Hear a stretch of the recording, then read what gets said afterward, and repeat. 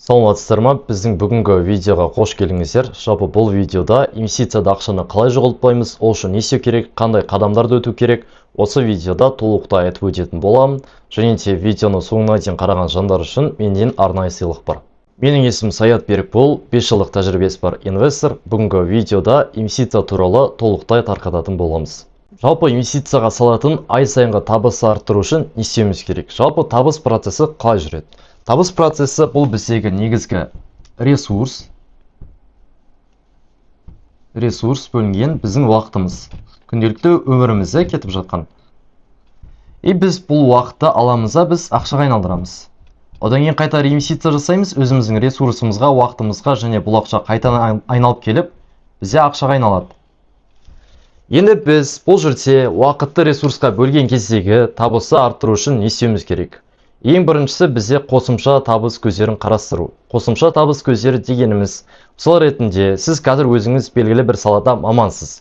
Сіз сол сала бойынша личный брендті дамытып, жаңа клиенттерді алып келсеңіз болады. Немесе сіз кәсіпкер болсаңыз, өз кәсібіңіз бойынша жаңа білімдер алып, мысалы сіз Инстаграмда жоқ болсаңыз, Инстаграмға кіріп, Каспида жоқ болсаңыз, Каспиға кіріп, даже OLX-та жоқ болсаңыз, OLX-қа кіріп, қосымша табыс көздерін қарастыратын болсаңыз, сізде табыс көлемі артады. Яғни сіздің уақытыңыз сізге көбірек ақша келіп бастайды. Одан бөлек пассивный доход деген дүние бар. Пассивный доход дегеніміз, сіз уақытыңызды құртпасаңыз, сізге тұрақты ақша келіп тұратын активтер немесе инструменттер. Олар бізде көбінесе акциялар, ETF-тар, облигациялар. Алдағы уақыттарда қазір осы бойынша айтып өтетін боламын. Қосымша табыс алып келетін тағы бір дүние, ол өзімізге салынған инвестиция. Қазіргі заманда қандай салалар трендте бар, қандай дүниелер қосымша ақша алып келеді. Егер сіз сол сала бойынша соны білетін адамнан білім алып, сол сала бойынша өзіңіздің дағдыңызды, өзіңіздің біліміңізді дамытсаңыз, өзіңізге салынған инвестиция өзіңізге әлде қайда көбірек болып қайтып келеді, ол міндетті түрде. Одан бөлек қабілетімізді, дағдымызды арттыратын тағы бір дүние, бұл кітаптар оқу. Кітаптар оқу арқылы өзімізде қаржылай сауаттылық бойынша, мысалы сізде қаржы бойынша мәселе болса, қаржы бойынша кітаптар оқыңыз. Өйткені білім деген зат бар, кругозор деген зат бар. Білім деген зат нақты керек дүниелер. Мысалы сізде қазір қаржылай сауаттылық бойынша мәселе бар ма? Оны қаржылай сауаттылық бойынша білім алыңыз. Психология тағы басқа дүниелерді қоя тұрыңыз. Ал егер сізде психология бойынша мәселе бар болатын болса, немесе сату бойынша мәселе бар болса, сол бойынша білім алыңыз. Ал дәл қазір өзіңізге қатты керек болып тұрмаған сала болатын болса, ол сала бойынша қазір білім алып керек емес. Өміріңізде қай салада қиындықтар болып жатыр, сол сала бойынша кітаптар оқыңыз, білім алыңыз, қосымша табыс көздерін қарастырыңыз, қосымша білімдерді қарастырыңыз. Екінші қадам, бұл өмірімізде қаржылай мақсат болу керек. Егер бізде қаржылай мақсат болмаса, яғни өзіміздің қайда бара жатқанымызды нақты білмейтін болсақ, онда ол мақсатқа ешқашан жете алмаймыз. Өлшенбеген зат ешқашан өспейді, және біз оған ешқашан жетпейміз. Енді қаржылай мақсатты қалай құрамыз? Ең біріншісі бізде бұл мақсат. Өзіңіздің қаржылай мақсатыңыз. Сізге қанша сума керек? Яғни өміріңіз толықтай пассивті табысқа өмір сүре алатындай, ешқандай жұмыс жасамай өмір сүре алатындай жетістікке жету үшін қанша уақыт немесе қанша сума керек өзіңізге? Көбінесе біз байлық деген кезде қымбат үйді, қымбат машинаны алып жатамыз, бірақ нағыз байлық бұл қымбат үй немесе қымбат машина емес. Нағыз байлық бұл қаржылай еркіндік. Яғни сіз ешқандай жұмысқа шықпасаңыз, ұйықтап жатсаңыз, шетелге шығып жүрсеңіз, қазіргі табысыңыздан әлде қайда көп табыс, ешқандай уақытыңызды құртпай түсіп отыратын болса, яғни сіз қаржылай еркін болатын болсаңыз, нағыз байлық осы. Осы қаржылай байлыққа жету үшін сізге қанша сума керек? Осыны жазыңыз. Енді екіншісі осы қаржылай мақсатқа жету үшін сізге қанша уақыт керек? Яғни сізде қанша уақыт осы мақсатқа жетуге? Бізде уақыт. Осы қаржылай мақсатқа жетуге, дәл қазіргі табысыңыз пен қосымша табысыңыз болсын, негізгі табысыңыз болсын, осы қаржылай мақсатқа жетуге қанша уақыт керек? Осыны жаздыңыз. Бұл жерде енді сізде бұл ақшаңыз тек қана табыспен санасаңыз да болады, немесе инвестициямен айналысатын болсаңыз, немесе ақшаңыз депозитте болса да, сол депозиттің жылдық пайызын қоса санаңыз. Яғни сіздің мақсатыңызға жетуге қанша уақыт керек? Дәл қазіргі табыспен, дәл қазіргі табысыңыз салынып жатқан процент өсімімен қанша уақытты талап етеді? Осыны жазыңыз. Енді үшіншісі бұл қалай? Яғни осы мақсатқа біз қалай жетеміз? Бізде уақыт Шыны де осы мақсатқа, яғни уақытта қалай деген сұрақта біздің негізгі қаржылай мақсатымызға жұмыс жасайды. Яғни сіздің қаржылай еркіндікке жету жолына сіз қалай жетесіз? Ол үшін не істеу керек? Сіз қаржылай сауаттылық бойынша білім алуыңыз керек, инвестиция бойынша білім алуыңыз керек, ақшаңызды құр жатқызбай, оны инвестиция жасай алуыңыз керек. Себебі көбісі инвестиция жасаудан қорқады. Инвестициядан қорқудың өзі үлкен риск деп, үлкен тәуекел деп айтсақ болады. Өйткені сіз инвестициядан қорыққан кезде ақшаңыз құр жатып қалады. Ал ақша құр жатып қалатын болса, инфляцияның өзі ғана сіздің ақшаңызды жоқ қылып жібереді. Мысалы, кезіндегі 5000 теңге қалай еді, осыдан 5 жыл бұрынғы, ал қазіргі 5000 теңге қандай? Тура сол сияқты. Сіз инвестициядан қашқан сайын, ақшаның өсімі ақша сізден қашып бастайды, яғни ақшаның құны жоғалады. Сондықтан осы жағын ескеру керек. Енді төртіншісі, бұл бізде сақтау. Сақтау дегенде біз бұл жерде ақшаны айтып отырмыз, яғни инвестордың басты мақсаты ең алдымен капиталын сақтау. Ақшаны өсіруден бұрын, естеріңізде сақтап алыңыздар, инвестордың басты мақсаты бұл өзінің бар капиталын өсіруден бұрын, осы ақшаны инфляцияға жегізбей, минусқа кетірмей, қалай сақтап қалуға болады осы ақшаны? Осының жолында не істеу керек? Осы сұрақтарға жауап беру керек. Яғни ең бірінші қаржылай мақсат қоямыз, одан кейін оған қанша уақыт керек екенін санаймыз, сіздің қосымша табысыңыз, негізгі табысыңыз, инвестициялық өсім, тағы кәсіптегі өсім, тағы басқалар санай отыра. Одан кейін сіз бұған қалай жетесіз? Яғни не істейсіз осының жолында? Білім алуыңыз керек па, қосымша дағдыларды меңгеру керек па, қаржылай сауаттылық дамыту керек па, әлде тек табысқа қарамай ақшаңызды өсіретін инвестиция инструменттерін үйрену керек па? Осы заттарға өзіңізге сұрақ қойыңыз. Қай дүние керек сізге осы мақсатқа тезірек, тиімдірек жету үшін?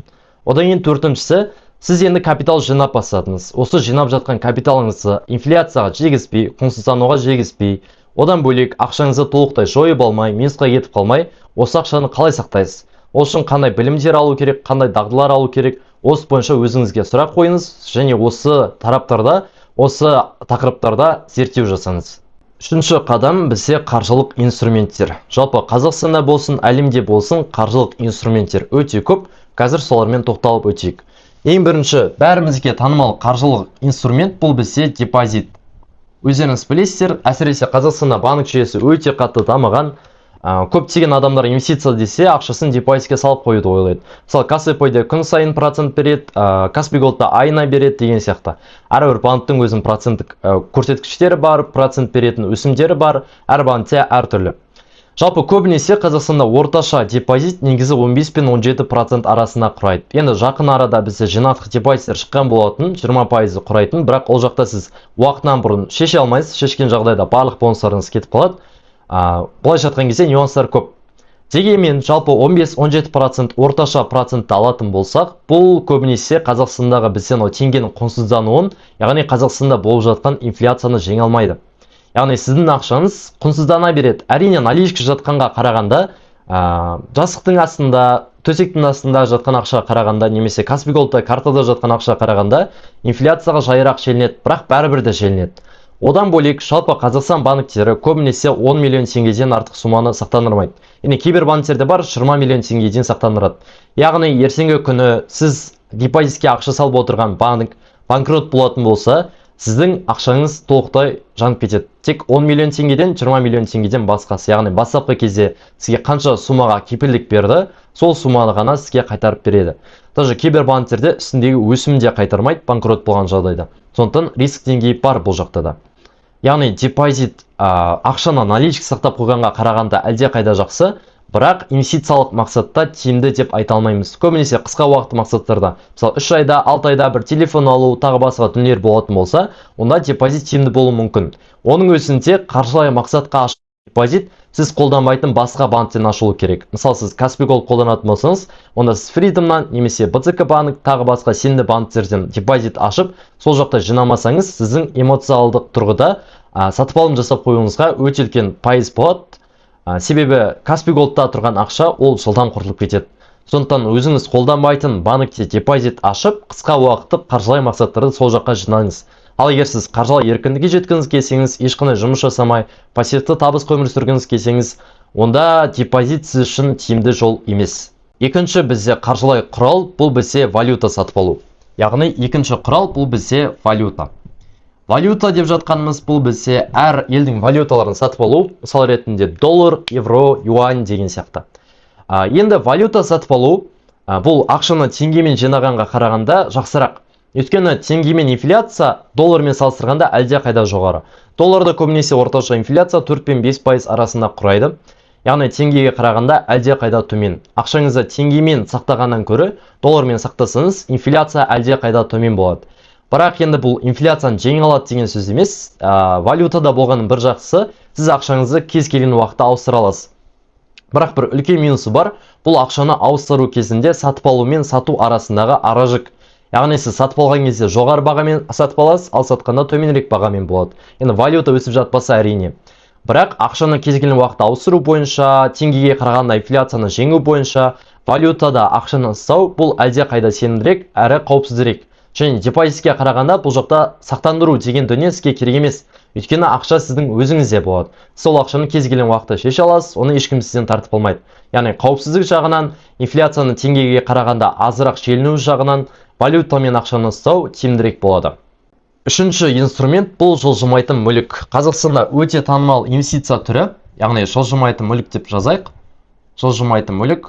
Жылжымайтын мүлік бұл бізде үйді алып арендаға беру болсын, үйді алып, Филиппин деген сала бар, өздеріңіз білесіздер. Үй енді сатылымға шықпасаң кезде сатып алып, кішігірім ремонт жасап, оны сату деген сияқты да. Яғни осының барлығы бізде жылжымайтын мүлікке кіреді. Бұл да бізде қаржылай инструменттердің бірі. Енді жылжымайтын мүлік Қазақстанда өте керемет. Әсіресе сіз Алматы қаласында, Астана қаласында тұрсаңыз, бұл өте керемет. Себебі үйді алу сату кезінде сұраныс өте жоғары және баға да жылдан жылға өсіп келе жатыр. Енді жылжымайтын мүліктің бір ең үлкен нюансы бар. Бұл бастапқыда сізге үлкен сума керек болады. Валютаға қарағанда депозитте, мысалы, депозит ең кіші сума 1000 теңге ғой. Ал жылжымайтын мүлікте кем дегенде сіз бастапқы 10% жарнамен алуыңыз керек болады. Тіпті ипотекамен алдым деген күннің өзінде. Ал наличка алатын болсаңыз, уже 20-30 миллион теңгеден жоғары бастапқы капитал керек болады өзіңізге. Сондықтан инвестицияны жаңадан бастаған жандар үшін жылжымайтын мүлік саласы бұл өте қиын салалардың бірі болып табылады. Одан бөлек жылжымайтын мүліктің бір жақсы жері бұл сіздегі капитал. Яғни сізге ақша керек кезде сіз сата аласыз және бұл мүлік сізде құнын жоғалтпайды. Егер сізде ірі қалаларда болатын болса, алып жатқан пәтеріңіз, үйіңіз, онда сіздегі ақша негізгі құнын көбінесе жоғалтпайды және инфляцияны жеңіп жатады. Кейбір кісілер тіпті инфляцияны жеңіп, үстінде пайдамен сатып жатады. Яғни жылжымайтын мүлік те жақсы инвестиция көзі, бірақ бастапқы кезде өте үлкен капитал керек болады өзіңізге. Енді төртінші инвестициялық инструмент бұл бізде металдар. Яғни барлықтарыңыз білетін алтын, күміс, тағы басқа дүниелер бұл бізде металдар болып табылады. Жалпы металдың екі түрі бар. Біріншісі онлайн және офлайн. Офлайн дегеніміз барлығыңыз білетін, мынау миттан, банктерден барып кәдімгідей слиттік түрінде алатын алтын болсын, күміс болсын, біз бұны офлайн металдар деп айтамыз. Яғни сіз мысалы алтынды миққа барып, наличный түрде ақша төлеп, бізге слитт қылып 5 граммен, 10 граммен, 100 граммен, 50 граммен шығарып береді. Бұл офлайн металға инвестиция. Ал онлайн металға инвестиция дегеніміз бұл ETF-тар арқылы немесе онлайн металдарды сатып алу. Сол ретінде алтынның GLD деген ETF бар. Яғни сіз осы ETF-ті алсаңыз, алтын бағасының өсуінен сіз онлайн түрде пайда табасыз. Яғни алтынға бағытталған ETF түрі. Одан бөлек күміс, мысалы, CLV деген ETF бар. Күміске бағытталған ETF. Яғни сіз күмісі офлайн барып, немесе алтынны офлайн барып алып жүрмейсіз. Онлайн кез келген Қазақстанда брокер, Freedom брокер болсын, Халық Инвест болсын, тағы басқа сенімді брокерлар болсын, сол брокер арқылы сатып, сіз пайда көрсеңіз болады. Және осы салаларға инвестиция жасаңыз болады. Ол үшін сізге банкке немесе миққа барудың қажеті жоқ. Бесінші инвестициялық инструмент бұл бізде облигациялар. Қазір мына жаққа жазайын, қараңыздар. Облигациялар. Облигациялар дегеніміз бұл компанияға немесе мемлекетке қарызға ақша беру. Жалпы облигацияның екі түрі бар. Бұл бізде мемлекеттік облигация және жеке компанияларға, корпорацияларға арналған облигациялар деп аталынады. Жалпы облигация процесі қалай жүреді? Компания өзіне керек ақшаны, сіз бар, тағы басқа инвесторлар бар, солардан қарызға алады. Яғни сіз облигацияны сатып алған кезде, сіз сол компанияға немесе мемлекеттік облигация болса, мемлекетке қарызға ақша бересіз. Ол компания немесе мемлекет ол ақшаны айналдырып, сізге басында келісілген тура депозит процесіне ұқсас, сізге пайыз төлейді. Бұл жақтағы табыс купондық табыс деп аталынады. Қазақстанда облигациялар өте көп, 20% беретін, 21% беретін, 25% беретін. Бірақ ескере кететін жағдай, облигацияның пайызы жоғары болған сайын, яғни сізге уәде ететін купондық табыс жоғары болған сайын, компанияның соғұрлым тәуекелде жоғары болады. Көбінесе үлкен проценттерді қандай компаниялар береді? Көбінесе үлкен проценттерді жаңадан ашылған кішкентай компаниялар береді. Ал ірі компаниялар көбінесе 21, 23, ары кетсе 25, одан жоғары пайыздар бермейді. Сондықтан облигацияларды алған кезде біріншіден имидж маңызы, яғни бұл компания Қазақстан нарығында қашаннан бері келе жатыр. Қаншақты беделі бар Қазақстанда. Осы 1-2 жылда банкрот болып кететін компания емес пе? Себебі облигацияға сіз ақшаны салғаннан кейін ол компания банкрот болып кетсе, тура депозит процесс сияқты, банк банкрот болғандағыдай. Сіздің ақшаңыз бірге кетіп қалады. Өйткені сіз бұл жақта инвесторсыз ғой, сіз ақшаңызды қарызға беріп отырсыз. Одан кейін облигация жаңа айтып өткендей пайыз өте жоғары болып кетуі керек. Ең жоғары деген процент 25% болу керек. Одан асқан жағдайда ол облигация өте жоғары тәуекелге ие болады. Яғни сіздің көретін пайдаңыз көп болған сайын сіздің алатын тәуекеліңіз де көп болады. Сіздің капиталыңызға деген тәуекел көп болады. Жалпы Қазақстандағы облигациялардың орташа бағасы 1000 теңге, ал америкалық облигациялардың орташа бағасы көбінесе $100 тұрады. Ал купондық табыс сізге алдын ала көрсетіледі. Оны сіз касса облигация деген арнайы сайт бар. Google'дан немесе Safari'ге касса облигация десеңіз шығады. Сол жерде облигацияның кодын алып, Қазақстанда кез келген брокер, Freedom Broker, Халық Инвест, Табыс Про болсын, басқа брокерлар болсын, сондай сенімді брокерлар болса, сол жерге жаңа кодты жазып сатып алсаңыз болады. Облигациядағы табыс көбінесе депозиттен жоғары және инфляцияны жеңе алады. Сондықтан депозитпен салыстырғанда облигациядағы табыс әлде қайда жоғары болып табылады. Сіз тек инфляцияны жеңіп қана қоймай, одан бөлек сіздің капиталыңыз өседі және сізге ай сайын, кейбір компанияда 6 ай сайын, квартал сайын тұрақты түрде купондық табыс төленіп отырады. Одан бөлек облигацияда дисконттық баға деген болады. Дисконттық баға дегеніміз бізде орташа қазақстандық облигациялар жаңа 1000 теңге деп айттым. Кейбір жағдайлар болады, облигация бағасы 890 теңге, 910 теңгеге түсіп кетеді. Яғни сіз осы кезде сатып алсаңыз, сіз жеңілдік бағамен сатып аласыз. Дисконттық баға дегеніміз облигация кез келген активті өз құнынан төменірек, яғни жеңілдік бағасымен сатып алу. Ертеңгі күні облигация бағасы өскен кезде біріншіден облигацияның бағасы өскеннен сізге пайда түседі. Одан бөлек облигациядағы купондық табыстан сізге қосымша табыс түсетін болады. Әрине, облигацияның депозитке қарағанда өзіндік тәуекелдері бар. Сондықтан кез келген облигацияны алмас бұрын отчеттарын талдаңыздар, жаңа айтып өткен көрсеткіштерді, талаптарды қараңыздар. Келесі 6-шы инвестициялық инструмент бұл бізде акциялар. Акциялар деп жатқанымыз бұл бізде компанияның бөлшектері. Әр компанияның акциялары болады. Әсіресе үлкен компаниялар, яғни IPO-ға шыққан компаниялар. IPO дегеніміз компания өзінің акцияларын қор нарығына сатылымға шығарған уақыт. Яғни өзінің акцияларын сатылымға шығарған уақыт. Акция дегеніміз компанияның бөлшегі. Яғни сіз кез келген акцияны сатып алатын болсаңыз, ол Халық банк болсын, Эйр Астана болсын, или Форде банк, немесе америкалық банктар, жаңағы Chevron, Lilly, Johnson & Johnson деген сияқты да, кез келген акцияны сатып алған кезде сіз сол компанияның бір бөлшегін сатып алып отырсыз. Яғни сол компанияның дамуына, сол компанияның өсуіне былайша айтқан кезде үлес қосып отырсыз. Сіз сол компания серіктесісіз. Жалпы акциямен пайда табудың негізгі екі жолы бар. Біріншісі бұл бізде акцияның өсімінен, яғни капитал өсімі деп айтамыз. Мысал ретінде Coca-Cola компаниясы $50 болып, мысал ретінде алайық, $50 болатын болса, және акция бағасы уақыт өте келе $100 баратын болса, арасындағы $50 бұл әрбір акцияның сіздің пайдаңыз. Одан бөлек дивиденд деген дүние бар. Кейбір компаниялар, барлық компания демеймін, кейбір компаниялар капитал өсімінен бөлек, көбінесе тұрақты деңгейге шыққан Coca-Cola сияқты компаниялар сізге қосымша пайдасынан табыс төлейді. Ол әр компанияда әртүрлі. Кейбір компанияда 3% доллармен, 5% доллармен, кейбіреуінде 11%, кейбір ETF-тарда 11% доллармен беріп жатады. Бұл жерде айтып жатқан пайыздардың барлығы доллармен, ал білесіздер жалпы Қазақстанда болсын, әлемде болсын, доллар депозит тек 1% береді. Ал доллармен инфляция бұл Қазақстандағы теңгедегі инфляциямен салыстырғанда әлде қайда төмен. Яғни акцияның беретін дивидендінің өзі депозиттен әлде қайда тиімді. Ал капитал өсімін санайтын болсақ, бұл өте үлкен пайда. Жалпы акцияларды біз қалай сатып аламыз? Акцияларды біз кез келген қазақстандық брокерлар, жаңа айтып жатқан Freedom Broker, Халық Инвест тағы басқа брокерлар арқылы біз акцияларды сатып ала аламыз және оларға инвестиция жасай аламыз. Акцияның да өзіндік тәуекелдері бар. Әрбір акцияны алмас бұрын біз фундаменталды тұрғыда, яғни компанияның ішкі қаржылық жағдайын талдауымыз керек. Себебі акция ешқашан бағасына байланысты бөлінбейді, қымбат немесе арзан деп. Мысалы, Apple компаниясы мысал ретінде $300 болды, одан $280 болса, значит скидка бағасымен тұр деп айта алмаймыз. Ол $280 тұратын баға да қымбат болуы мүмкін. Мысал ретінде 500 доллар тұратын акция арзан болуы мүмкін, ал 10 доллар тұратын акция қымбат болуы мүмкін. Өйткені ол компанияның жағдайы сол 10 доллар тұратындай акция құнына лайық болмауы мүмкін. Осындай көрсеткіштерді талдау үшін біз фундаментал тұрғыдан, техникалық тұрғыдан аналитика жасап барып, біз акцияға инвестиция жасаймыз. Трейдинг жасамаймыз, инвестиция жасаймыз, яғни ұзақ уақытқа қарастырамыз. Осы арқылы кәсіппен бірге дивидендтік тұрғыдан, капитал өсім тұрғысынан бірге пайда көреміз. Және акцияның ең үлкен артықшылығы, сіз акцияны кез келген уақытта сата аласыз. Яғни 5-10 жыл бойы оны ұстау немесе 1 жыл ұстап сатып жіберу, егер ақша қатты керек болған жағдайда кез келген уақытта сата аласыз. Яғни әрдайым сұраныс болады. Акцияны сата алмай қалу деген сияқты дүниелер болмайды. Сол үшін сапалы, сұранысқа болатын мықты акцияларды талдай отырып сатып алу керек. Келесі бізде 7-ші инвестициялық инструмент, бұл бізде ETF. Мына жаққа жасалайын. ETF.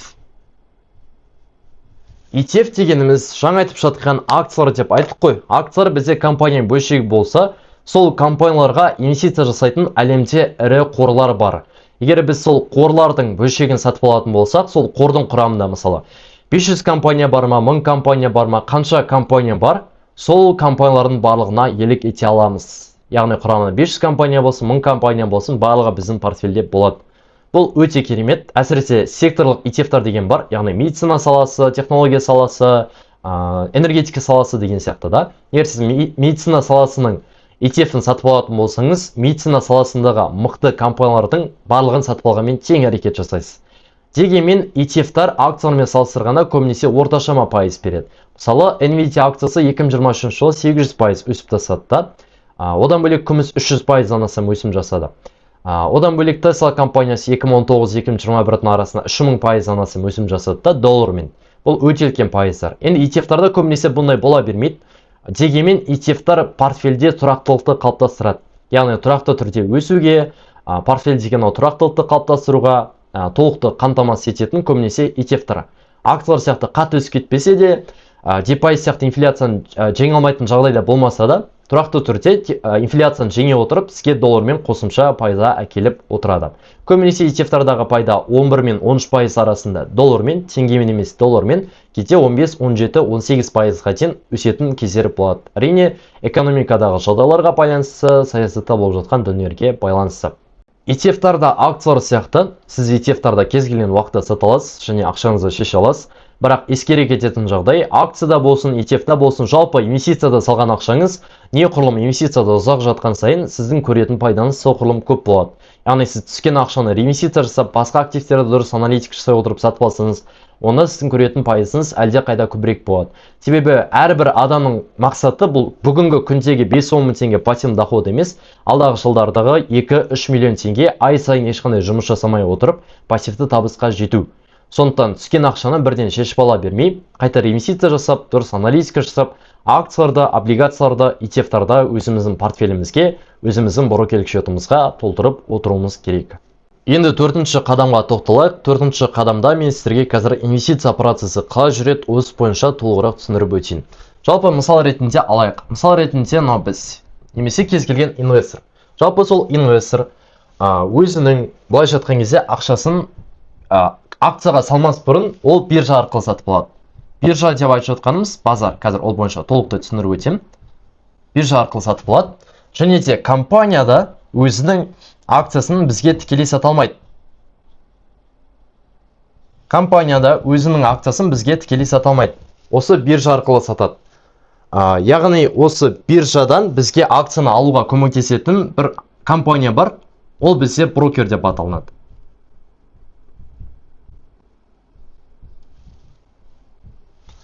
Яғни біз жаңағы компаниядан қанша қаласақ та біз акцияны тікелей сатып алмаймыз. Біз осы биржа арқылы сатып аламыз. Ал биржадан бізге алып беретін брокерлік компаниялар бар. Ол бізде Халық Инвест, Freedom Broker деген сияқты Қазақстанда өте көптеген брокер бар. Соның ішінде кез келген бір брокер таңдап, сенімді брокер таңдап, сол арқылы біз активтерді сатып аламыз. Биржа деп айтып жатқанымыз ол бізде базар, яғни жаңағы акция болсын, ETF болсын, тағы басқа инвестициялық инструменттер осы биржа арқылы сатылады. Компания бізге тікелей сата алмайды, немесе біз компаниядан тікелей барып алмаймыз. Біз осы биржа арқылы сатып аламыз. Ал осы биржадан біз тікелей тағы да алмаймыз. Өйткені ол Америкада ғой. Әр елдің өзінің биржасы бар. Мысалы, Қазақстанда KASE, AX деген биржалар бар болса, Америкада S&P 500, NASDAQ, Dow Jones деген өзінің ірі биржалар бар. Әр елдің өзінің биржасы бар. Осы тұста бір айтып кететін дүние бар. Әр елдің компаниялары тек өздерінің биржасында, тек өздерінің базарында сатылады деген дүние жоқ. Мысалы ретінде Каспи, барлықтарыңыз білетін Каспи. Қазақстандық KASE биржасында да бар, Ұлыбритания биржасында да бар, Америкалық биржасында да бар. Барлық жақта да қозғалыс бірдей. Оны қай жақтан сатып аласыз, ол өз еркіңізде. Мысалы, сіз NASDAQ-тан сатып алсаңыз, сіздегі өсім теңге барлығында бірдей процент. Бірақ біреуінде доллармен жүреді, біреуінде теңгемен жүреді. Мысалы, бұл тұрғыда уже доллармен сатып алу тиімдірек. Өйткені көретін пайыңыз тура сондай, бірақ сіз доллармен пайыз көресіз, инфляцияны жеңесіз, одан бөлек сізге келетін пайда да көбірек болады. Тура сол сияқты. Одан бөлек жаңа айтып жатқан брокерлар бар. Енді қай брокермен жұмыс жасау керек, сол бойынша айтып өтейін. Жалпы мен өзім, көбінесе мен студенттерім, бізде қазақстандық Freedom брокермен жұмыс жасаймыз. Freedom брокер жалпы өздеріңіз білетіндей, Қазақстандағы ең танымал брокерлардың бірі. Мысалы ретінде Freedom брокерда ең біріншіден лицензия бар. Кейбір брокерларда лицензия болмайды. Яғни лицензия болмаған жағдайда сіздердің алып жатқан активтеріңіз бар ғой, жаңа акция болсын, ETF болсын, облигация болсын, тағы басқа инструменттердің ақшаларыңыздың барлығы сол брокерлік счетта жатады, сол брокерлік компанияда жатады. Құдай сақтасын, ертеңгі күні, мысалы, сол брокерлік компания банкрот болып кетсе, егер сол компанияда лицензия бар болатын болса, онда ол компания сіздің барлық активтеріңізді басқа брокерге ауыстырып береді. Сондықтан брокерлік компанияның лицензиясы болуы өте қатты маңызды.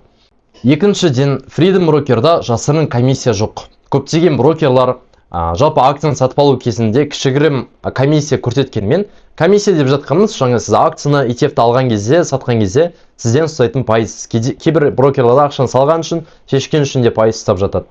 Ал Freedom брокерда ақшаны салған кезде, шешкен кезде, егер сіз суперапқа, яғни Каспи Голд сияқты, Freedom суперап бөлек қосымша, Freedom брокер ол бөлек қосымша. Бірақ екеуі де бір компаниянікі. Мысалы, сіз Freedom брокерден Freedom суперапқа аударып алсаңыз, онда ешқандай комиссиясы ақшаны шешіп және сала аласыз. Бұл жағынан өте тиімді. Одан бөлек Freedom брокерда акцияны сатып алған кезде көбінесе 0,5%, сатқан кезде 0,5%, жалпы 1% көлемінде өзіңізге орташа комиссия алынады.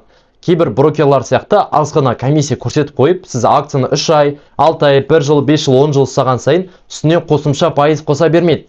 Бастапқыда қанша пайыз көрсетті, сол пайызды сіз 10 жыл ұстасаңыз да, 5 жыл ұстасаңыз да, 1 жыл ұстасаңыз да, сол общий 1% акцияны алған кезде және сатқан кезде есептегенде жалпы 1%-ды сізден ұстайтын болады. Үшіншіден, Freedom брокердағы уақыт. Яғни көптеген брокерларда, әсіресе америкалық активтерді сатып алғанда, жаңа ETF-тарда, акцияларда, америкалық акциялар сатып алған кезде задержка деген дүние болады. Задержка жаңағы сіз акцияны сатып алудың өзіне 3 күн кетіп қалады, заявкаңыз орындалуына, сатудың өзіне 4 күн кетіп қалады. Бұл өте маңызды. Мысалы ретінде сіз акцияңызды сатып жатырсыз, сіз оны 1 жыл, 1,5 жыл сатыңыз, уже жақсы пайдамен сатайын деп жатырсыз да.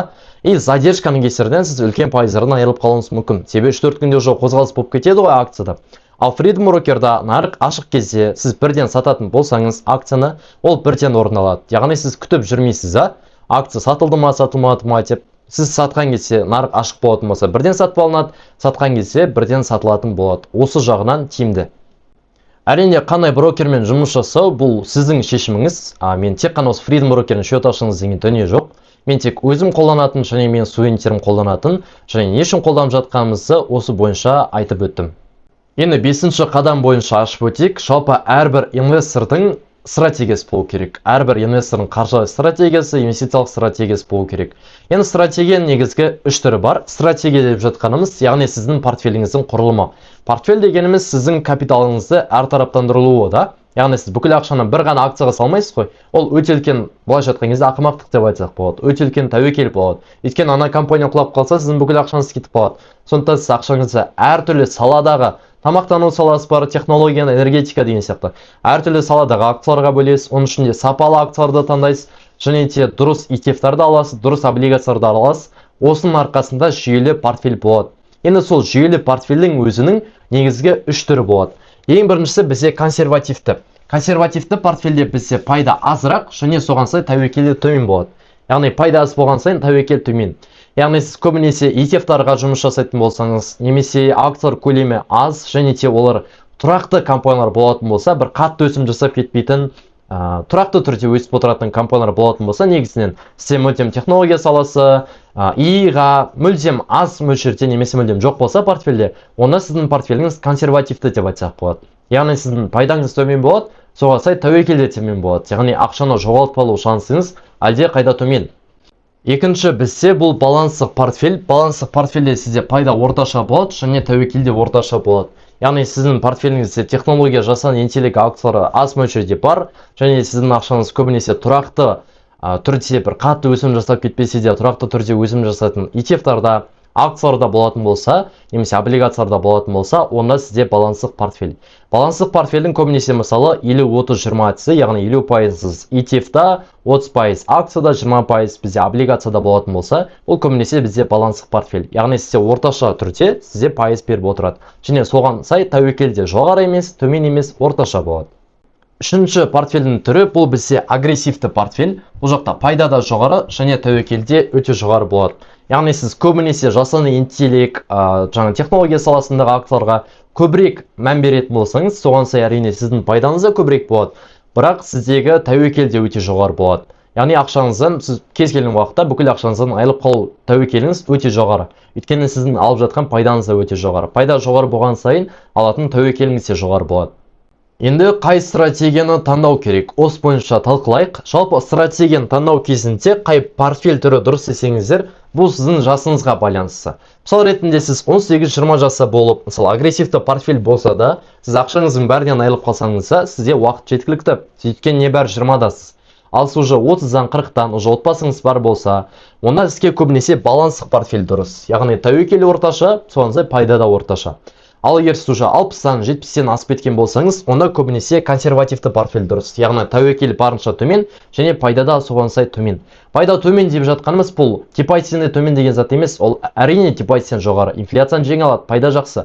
Бірақ салыстырмалы түрде жаңа баланстық портфельден агрессивті портфельмен салыстырған кезде пайда төменірек болады. Яғни жас ерекшелігіне байланысты. 18-20 жаса болсаңыз, агрессивті портфель болса да, сіз ақшаңызды қайта жинай аласыз. Ал уже 30-40 жаса, немесе сіздің уже отбасыңыз бар болатын болса, онда сізге баланстық портфельді ұсынам. Ал егер жасыңыз уже 60-70-тен асып кететін болса, онда консервативті портфель. Яғни барынша тәуекелі төмен, пайдасы төмен акцияларды, ETF-тарды алған дұрыс болады өзіңізге. Енді алтыншы ең маңызды қадам бұл алаяқтардан сақтану. Видеоның басында айтып өткендей, инвестордың мақсаты ақшаны өсіруден бұрын қолындағы бар ақшасын, қолында бар қаржысын, капиталын сақтап қалу. Өйткені сол капиталын сақтап қалу арқылы ол арқарай өсім жасайды. Ең бірінші орында ақшаны сақтап қалу. Бұл инфляциядан да, алаяқтардан да, ақшаны минустан кетіп қалудан да сақтау. Осы ең маңызды дүние, ең маңызды қағида. Және осы ақшаны сақтап қалудың басты жауы бұл алаяқтар. Енді осы алаяқтардан қалай сақтанамыз? Осы бойынша айтып өтейік. Жалпы алаяқтар қазіргі таңда өте көп. Заман дамыған сайын алаяқтарда бірге дами береді. Енді жалпы алаяқтардың негізгі белгілері бар. Бізде ең бірінші белгі бұл жылына 100%-дан жоғары, 100%-дан жоғары, 100% плюс десек болады, жоғары деп айтсақ болады, уәде беру. Бір жылдың ішінде сіздің ақшаңызды 2 есе, 3 есе, 5 есе, 10 есе көбейтіп берем десе, онда бұл алаяқтықтың белгісі. Себебі әлемдегі ең мықты Уоррен Баффеттің өзі жылына 20-25%, тіпті ең жақсы сәттерінде 27%-ға дейін доллармен пайда көрген. Ал жылына 100% деген өсім бұл әлемдегі ең мықты инвесторлардың өзі жасай алмайды бұл өсімді. Яғни бұл көбінесе алаяқтықтың белгісі. Бір жылдың ішінде ақшаңызды 2 есе, 3 есе, 5 есе, 10 есе көбейтіп аласыз, немесе бір жылда 570 машина үй аласыз деген заттар көбінесе алаяқтықтың белгісі. Бұндай заттарды естісеңіз, жоламаңыз. Екінші алаяқтардың белгісі бұл бізде 100% жұмыс жасайтын стратегия. Яғни мына затқа ақшаңызды салсаңыз 100% ақшаңызды көтеріп аласыз. 100% ақшаңызды 2 есе, 3 есе, 5 есе, 10 есе көтеріп аласыз. Мына стратегия нақты жұмыс жасайды, мына индикатор нақты жұмыс жасайды, сізге нақты көрсетеді деген зат бұл нағыз өтірік. Себебі кез келген жерде ол тәуекел бар. 100% тәуекел жоқ, 100% ақшаңызды еселейсіз деген ол мүмкін емес. Өйткені әлемдегі депозиттердің өзі, Қазақстанда депозиттердің өзі 10 миллион теңгеден артық сақтандырмайды. Одан жоғары сума банк банкрот болса ақшаңызды қайтарып бермейді одан жоғары сумаларда. Енді оның қасында сіз компания инвестиция жасап отырғандықтан бұл жақта тәуекел міндетті түрде болады. тәуекелсіз ол мүмкін емес. Бірақ сізде жүйелі білім болатын болса, жүйелі аналитика болатын болса, бұл тәуекелдің мөлшерін әлдеқайда түсіресіз, тәуекелде бақылайсыз. Яғни көзсіз тәуекелге бармайсыз да. Ең үлкен қателік ол акцияны біреудің айтқанымен немесе жай ғана кіріп ала салу. Бұл өте үлкен қателік. Сондықтан кез келген акция болсын, ETF болсын, облигация болсын, кез келген активті сатып алмас бұрын міндетті түрде сол сала бойынша білетін адамнан білім алыңыз, сол сала бойынша тәжірибе жинаңыз, одан кейін барып ақшаңызды салыңыз. Және осы тұрғыда қосымша айтып өтетін болсақ, қазіргі таңда өте көп ақшаңызды сізге қай акцияға ақшаны салу керек екенін сопровождение деп айтып жатады. Қай акцияға ақшаңызды салу керек. Енді ол кісілерді алаяқ деп атамаймын әрине, дегенмен біреудің айтқанымен ақшаны салып отыру бұл өте үлкен тәуекел. Сондықтан біреудің айтқанымен ақшаны салуға ұмтылмай, алдымен өз бетіңізбен аналитик жасауды үйреніңіз. Одан кейін барып, инвесторлар клубы, тағы басқа дүниелерге қосылып, инвестиция жасаңыз болады. Бірақ ешқашан біреу айтты екен деп, ақшаның барлығын сол активке салуға болмайды. Себебі ертеңгі күні сіздің ақшаңызға ол кісі жауап бермейді. Осы жағын міндетті түрде ескеріңіз. Енді үшінші белгі бұл брокерлік ұсыныстар. Бізде брокерлік ұсыныстар деген дүние бар. Жалпы Freedom Brokerға кірсеңіздер, идеялар деген бөлім бар. Идеялар деген, яғни сізге акцияларды ұсынады. Әрине бұл алаяқтық деп атамаймын.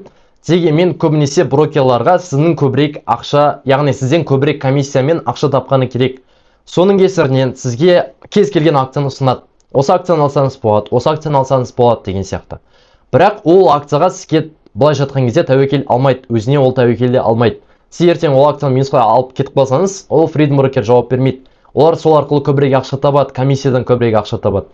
Сондықтан жаңа тура басқа біреу айтып отқан акцияны алу сияқты, тура сондай тіпті брокердің өзі ұсынып тұрса да, сізге хабарласып болсын, немесе жаңағыдай приложениеде ұсынып жатса да, ешқашан өзіңіз акцияны талдамай, аналитика жасамай, фундаментал тұрғыдан, техникалық тұрғыдан талдау жасамай, жаңалықтар талдамай, соның айтқанымен ғана ала салу, бұл ең үлкен тәуекел. Бұл ақшаңызды жоғалтуға, яғни капиталыңызды жоғалтып алуға үлкен қадамға алып келеді. Ойлаңыз, сіз осы күнге дейін ақшаңыздың барлығын жинайсыз, еңбектенесіз, айлығыңыздан былай жатқан кезде бала шағаңыздың өзіңіздің аузыңыздан жырып, ақшаны жинадыңыз да, тұрдыңыз да, біреудің кеңесіне бола сол ақшаны алып саласыз. Бұл өте үлкен қателік болады. Сондықтан еңбекпен, термен келген ақшаны олай шашпаңыз. Одан да инвестиция қаржы бойынша білім алыңыз, ертең күні сіз одан да үлкен ақша жоғалтып аласыз. Ал ақшаны просто так жата беретін болса, депозиттағы басқа жүрсе, ол инфляция желіне береді, және сіз қаржылай еркіндікке ешқашан жетпейсіз. Өйткені біз қалай? Жалпы қазіргі таңда кез келген сіз болсын, біз болсын, бізде қазір жұмыс жасауға энергия, уақыт, күш бар. Бірақ бұл әрқашан емес қой. Әрқашан емес. Бізде қартаямыз, жұмыс істегіңіз келмей бастайды, уже шаршап бастайсыз, денсаулықпен мәселелер болып бастайды қартайған сайын. Сол сәтте артыңыздан тірек болып тұратын капитал керек, сізге тұрақты табыс әкеліп отыратын пассивті табыс керек. Сондықтан осы салаға толықтай фокусты қойып, осы сала бойынша білім алыңыз, тәжірибе жинаңыз, және ақша бойынша, қаржы бойынша, акция бойынша, ETF бойынша, облигация бойынша тереңірек үйреніп, ақшаңызды осы салада өсіріп, алаяқтарға алданбай, капиталыңызды жоғалтпай, жаңағы белгілер, осы белгілер міндетті түрде есте сақтап алыңыздар, осы белгілерді байқасаңыздар, онда қашыңыздар. Келесі жетінші қадам бұл бізде принциптер, яғни талаптар. Кез келген мысалы сұлулық құрбандықты талап етеді деген сияқты, инвестицияда немесе қаржыда жетістікке жету үшін, қаржылай еркіндікке, байлыққа жету үшін сізде белгілі бір заттарды құрбан ете білуіңіз керек. Яғни сол заттар бойынша айтып өтейік, яғни негізгі принциптер. Бұл бізде ең біріншісі тұрақтылық. Тұрақтылық деп жатқанымыз, сізде ай сайын табыс түскен кезде кемі 10% сумманы сіз инвестицияға жасаймын деп уәде беруіңіз керек. Мен сізге айта аламын, осы 10% инвестиция жасағаннан одан өміріңіздің качествосы немесе өміріңіздің мағынасы түсіп кетпейді да. Бұл 10%-дан келіп кетер жоқ. Бірақ осы 10% инвестиция жасау арқылы сіздің болашағыңызға, яғни ертеңгі күніңізде сізге тұрақты пассивті табыс алып келетін, себебі бала шағаңыз өседі, олардың оқуы бар, олардың былайша айтқан кезде жұмыстары бар, үй алып беру болса, үй алып беру бар, тойлар бар деген сияқты. Сол мақсаттар кезінде өзіңізге осындай көмектесетін капиталды жинай алу үшін қазірден бастап кемі 10% табысыңызды айлық төс алған кезде 10%-ын бірден брокерлік шотқа аударып тастаңыз. Ол Freedom Broker болсын, Халық Инвест болсын, кез келген сенімді брокер. Не үшін брокерлік шотқа аударып тастаймыз? Өйткені сізде ол ақша Каспи Голд картада немесе Каспи депозитте жатып қалатын болса, ол ақша құртылып кетеді. Сондықтан сол 10% түсті ма бірден брокерлік шотқа аударып тастаңыз. Осылай сізде ақша тиыннан құралады демекші, сізде аз-аздан болсын тұрақты түрде сума жиналады. Әрине, егер мүмкіндік болып жатса, онда 20%, 30%, яғни қатып қалған 10% деген зат жоқ та. Бұл өзіңіз үшін салынып жатқан инвестиция ғой. Яғни 10%-дан көбірек салуға мүмкіндік бар болса, онда ай сайынғы тұрақты салымды көбейтіңіз. Бірақ бұл тұрақты болсын. Бір ай мысалы 50% салып жүріп, екінші айда ұмытып кетіп, үшінші айда бір 10% салып қойып, олай болмайды. Тұрақты түрде бір белгілі бір пайызын ұстаңыз табысыңыздың, және табысыңыз артқан сайын пайызды өсіріп отырсаңыз болады. Осы арқылы капитал жинауды қазірден бастаңыз. Біздегі екінші принцип бұл өзіңіз түсінбейтін салаға инвестиция жасау. Егер сіз белгілі бір саланы, инвестиция деген ол тек акция, облигация емес, ол бизнес болсын, тұрғын үй болсын. Егер сіз ол сала бойынша білмейтін болсаңыз, біліміңіз жоқ болса, алдымен сол сала бойынша білім алыңыз. Одан кейін тәжірибе жинаңыз. Содан кейін бар инвестиция жасаңыз ол салаға. Өйткені өзіңіз білмейтін салаға инвестиция жасайтын болсаңыз, сіздің ақшаны пайда көруден көрі, ақшаңызды өсіруден көрі, ақшаңызды жоғалту мен минусқа кетіп қалу шансы әлде қайда жоғары болады, яғни көзсіз тәуекел болады. Сондықтан кез келген салаға жүйелі түрде кіріңіз, көзсіз тәуекелге бармаңыз. Үшінші принцип бағана айтып жатқан портфельді әртараптандыру. Яғни портфеліңіз тек қана бір акцияға салып тастамаңыз, белгілі бір акция өседі деген десе, ойбай деп барлық ақшаны бір акцияға салып тастамаймыз. Әртүрлі тұрақты компанияларға бөлеміз. Оның өзінде әртүрлі салада болу керек. Тек қана технология, тек қана медицина, тек қана тамақтану деген дүние жоқ. Әртүрлі саланы қамтыңыз, әртүрлі ETF-тарды сатып алыңыз, әртүрлі облигациялар сатып алыңыз. Осының арқасында сіздің капиталыңыз, сіздің ақшаңыз әртараптандырылады. Әртараптандыру арқылы сізде жүйелі портфель, яғни баланстық портфель болсын, өзіңізге жүйелі портфельді құрасыз. Осының арқасында сіздің портфеліңіз сізге тұрақты түрде пайыз өсіп беріп отырады, және болашақта сіз жұмыс жасау тоқтатқан кездің өзінде қазіргі жұмысыңыздан тауып жатқан табысыңыздан да әлде қайда көп сізге пассивті табысы әкеліп отырады. Төртінші принцип бұл бізде күрделі процентпен жұмыс жасау. Күрделі процент деп жатқанымыз бұл инвестициялық өсім. Яғни ақшаңыз жай ғана жинайтын болсаңыз, ол ақша инфляцияға жеңіліп кетеді. Одан бөлек ол суммамен ұзаққа бара алмайсыз. Ол өте ақырын болады ол процесс. Сондықтан ақшаңыз өсімде болу керек. Өсім деп жатқанымыз бұл банктік процент емес. Бұл инвестициялық процесс. Ал инвестициялық процентте сіз компанияның өсіміне салып отырғандықтан, яғни сіз компанияның өсімінен кәсіппен ортақтасқаннан пайда табасыз. Ол акция болсын, ETF болсын, барлығы солай жүреді процесс. Осы арқылы инвестиция процесі тура ағаш өсіру сияқты да. Мысалы сіз бастапқы кезде ағаш еккен кезде, оны күтіп, баптап, суарып отырасыз ғой. Кейін өте келе ол ағаш өсіп, жер астындағы суға тамыр шайылғаннан кейін сіз оны суармасаңыз, ол ағаш жыл сайын жеміс бере береді. Өйткені ол өсіп кетті да. Тура сол сияқты капиталда тура сондай. Сіз бастапқы кезде аналитика жасайсыз, қарайсыз, талдайсыз, портфеліңізді толықтырып отырасыз, білім аласыз ол сала бойынша. Ай сайын тұрақты түрде айлығыңыздың белгілі бір бөлігін инвестиция жасап отырасыз, және уақыт өте келе осы инвестициядағы өсім, акциядағы капитал өсімі бар, дивидендтік табысы бар, облигацияның купон табысы бар, ETF-тің капитал өсімі бар, дивидендтік табысы бар. Барлығын қоса отырып күрделі процент жұмыс жасап, сіздің капиталыңыз үлкен суммаға айналады. Осының арқасында сол үлкен сумманың жемісін, яғни ай сайынғы дивидендтік купон табысын, капитал өсімін сіз уже ай сайын инвестиция жасап отырмасаңыз да, уже болашақта өзіңізге тұрақты табыс әкеліп отырады. Осы үшін де тұрақты жүйелі портфель құрып, қазірден бастап өзіңіздің инвестициялық ағашыңызды егуді бастаңыз. Күрделі проценттермен жұмыс жасаңыз. Күрделі процент бойынша тағы да бір түсіндіріп өтейін. Мысал ретінде сіз 1 миллион теңгені облигация 20% облигация салсаңыз, мысалы бірінші жылы 200 мың теңге өсім береді. 1 миллион теңге 1 миллион 200 мың теңге болады. Енді екінші жылы да 200 мың теңге өсім беру керек қой, енді сол миллион теңге сол қалып қалатын болса, есесіне ешқандай сумма қоспайтын болсақ. Екінші жылы уже 240 мың теңге плюс өсім береді. Яғни сіздің капиталыңыз уже 1 миллион 440 мың теңге болады. Не үшін? Өйткені алдындағы 200 мың теңгеге де 20% жүреді. Яғни үстіндегі пайызға пайыз қосыла береді. Осы арқылы болашақта сіздің жалпы жинайтын 100% капитал болатын болса, 100% деп алсақ жалпы жинайтын сумманың. Соның 10-15% ғана сіздің ай сайынға салған ақшаңыз болады, ал қалған 85-80% бұл инвестициялық өсім арқылы өзіңізге үлкен көлемде табыс алып келеді. Енді ең негізгі 5-ші принцип бұл эмоцияға берілмеу. Яғни акция өсіп жатыр екен деп акцияны сатып жібермеу, немесе бірден трендке кіріп кетпеу, немесе акция құлап жатыр екен деп эмоцияға беріліп, стресске түсіп акцияны сатпау. Жалпы инвестиция процесін мен көбінесе студенттерге айтам, бұл үй сатып алу сияқты да. Мысалы сіз белгілі бір үй сатып алдыңыз. Үйдің біз бағасын қалай қараймыз? Негізгі Қазақстан танымал бұл бізде крыша кесерт. Сол жаңағы сатып жатқан отдел продаж квадрат қаншаны сатып жатыр? Одан бөлек көршілеріңіз жалпы сол районда үйдің бағасы қанша болып жатыр, сол кірші кездерден орташа метр квадрат қарайсыз и примерно қанша пайда тапқаныңызды өзіңіз бақылайсыз да.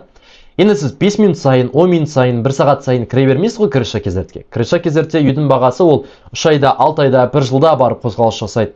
Тура сол сияқты акцияда да ай сайын, мысалы, күн сайын, минут сайын, сағат сайын кіре берудің керегі жоқ. Бұл сізге артық стресс береді. Тура сол сияқты акциялар құлап жатқан кезде эмоцияға берілу керек емес, яғни эмоция беріліп сатып жіберу керек емес. Егер сіз фундаментал тұрғыдан, техникалық тұрғыдан дұрыс бағада акцияны ETF-ті алған болсаңыз, ол акция уақытша құлағанымен кез келген сапалы мықты кәсіп уақыт өте келе қайта плюсқа шығады. Яғни сіз уақытша 10-15% минуста болуыңыз мүмкін. Бірақ егер сол кәсіп дұрыс бағада алған болсаңыз, көрсеткіштер талдап, онда ол кәсіп уақыт өте келе қайта плюсқа шығып бастайды, яғни сіз минусқа кетпейсіз. Ал егер сіз сол сәтте 15% пен минуспен сатып жіберетін болсаңыз, онда акцияңызды ETF-ті, онда сізде уже минус болады. Сондықтан акция құлап жатқан кезде, егер сіз дұрыс бағамен алған болсаңыз, онда артық стресс, эмоция керек емес. Осы видеоны соңына дейін қараған жандар шын жүректен құттықтаймын. Өйткені осы видео арқылы сіздер инвестицияда қандай үлкен қателіктерді жасамау керек екен, қаржы саласында қандай үлкен қателікті жібермеу керек екен, толықтай түсіндіңіздер, жарайсыздар. Одан бөлек видеоның басында уәде еткендей, өздеріңізге арнайы сыйлығым бар.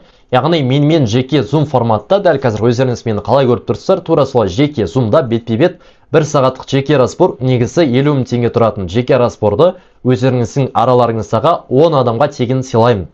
Енді оны алу үшін не істейміз? Ол үшін осы видео лайк басыңыздар, өздеріңіздің пікірлеріңізді келесі видеода қандай инвестиция бойынша, қаржы бойынша тақырыптар қозғағанымды қалайсыздар, комментарийге пікір жазып кетіңіздер, пайда болса пайдалы деп жазып кетіңіздер, және де осы комментарийдің астына өтсеңіздер, описаниеда немесе комментарийдің астында мен сілтеме қалдырам. Ол жақта анкета болады. Яғни өздеріңіздің жазсарыңыз, инвестициялық мақсаттарыңыз деген сияқты сұрақтар бар. Сол сұрақтарға барынша толық әрі шынайы жауап беріңіздер. Соның арасындағы 10 адамды таңдап, өзімнің 50 мың теңге тұратын 1 сағаттық Zoom распорымды тегін сыйлайтын боламын. Бұйырса парақшада алдағы уақытта инвестиция бойынша өте құнды пайдалы ақпараттар берілетін болады. Сондықтан парақшаға тіркеліп, жақындарыңызға, таныстарыңызға жіберіп қойыңыз. Бұйырса алдағы видеоларда өздеріңізбен тағы да көрсететін боламыз.